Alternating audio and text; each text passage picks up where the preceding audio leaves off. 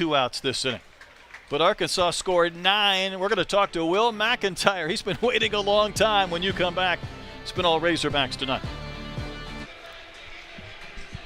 Well, it's 13-0 Razorbacks as we go to the 4th inning. I feel confident in saying Will McEntire might not be needed tonight to pitch, but you never know. Will's going to join us.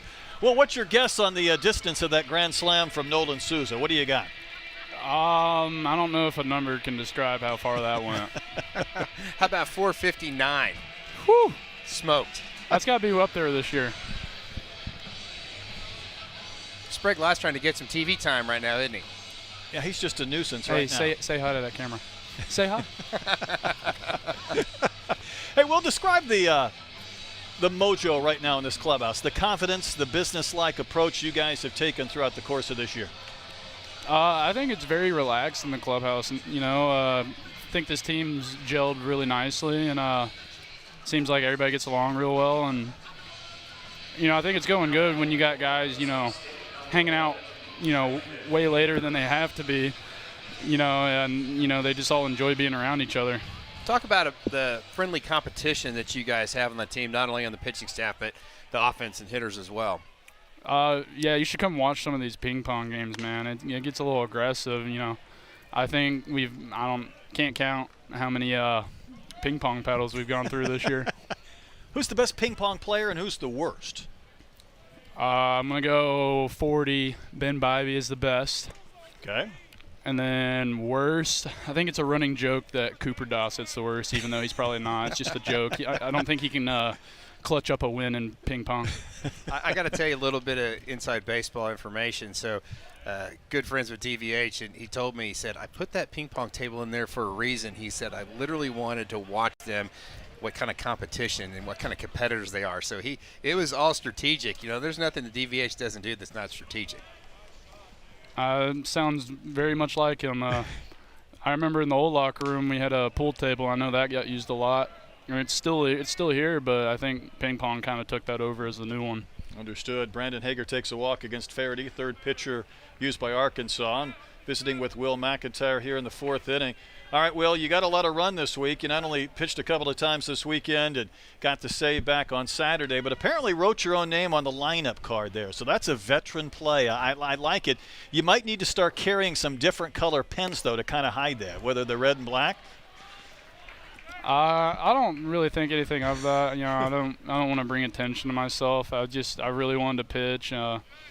It's a historic rivalry between those two teams, and getting a sweep at home is always a big deal, trying to separate yourself from the SEC. Well, let's talk a little bit about your cutter and how you developed that this season and what a difference maker that's been. Nothing's really changed. It's kind of just been, I got myself in better shape. Velo's gotten a little bit up there compared to where I was last year, and I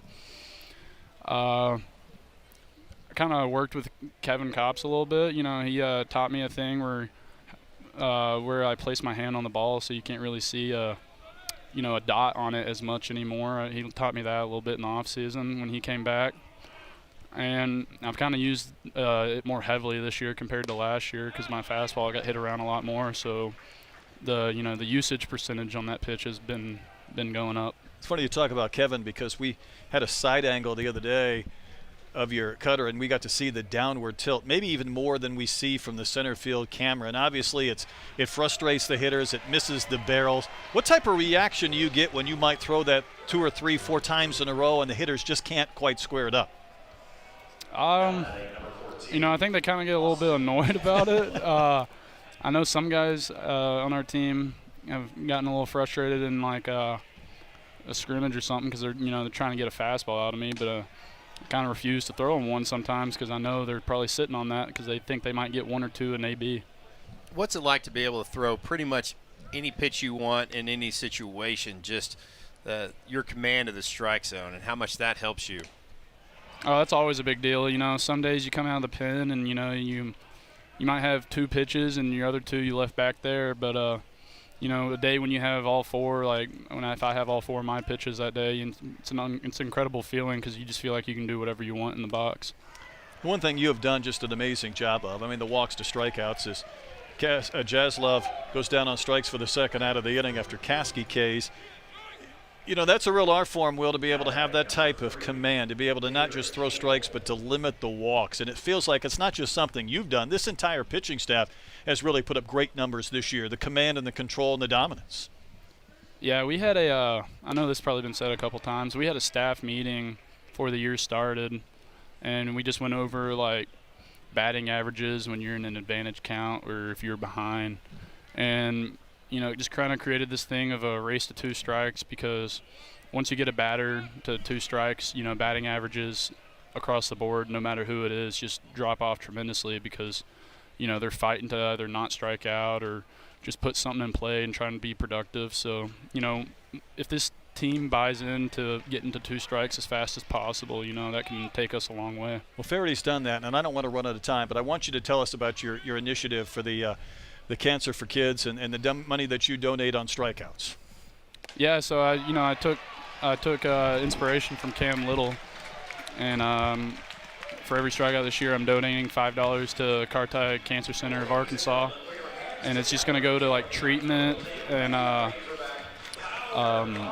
you know, transportation, you know, for those less fortunate, and try and help pay for their needs. And you can find the link in my Instagram or Twitter bio, and yeah. Oh, it's a great initiative. Congratulations on all that you've done on the field and off this year, and thanks for sharing. Thank y'all. There he goes. Will McEntire, 13-0 Arkansas leads as we go to the bottom of the 4th.